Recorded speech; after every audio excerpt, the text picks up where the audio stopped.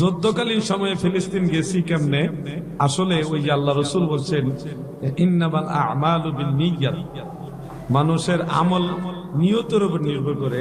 যখন যুদ্ধ শুরু হয়েছে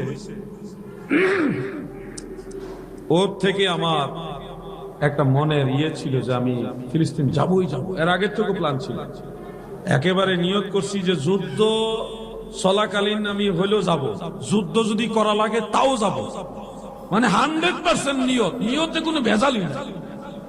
এমনকি আমি এটাও নিয়ত করেছি ওখানে গিয়ে আমি শাহাদাত বরণ করতেও রাজি, জিহাদ করব, শাহাদাত বরণ করব, ওই নিয়ত করে আমার পরিবারের কাছ থেকে বিদায় নিয়ে আমি গেছি।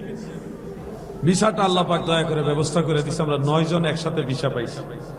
তো ভিসাটা পাইছি একটা মাধ্যমে, সেটা বলতে চাচ্ছি না, বা আপনারা যে কেউ যাইতেছিলেন আমার সাথে বলেন, আমি রাস্তা দেখাই দিব ইনশাআল্লাহ। জর্ডানের মাধ্যমে যেতে হয়, জর্ডান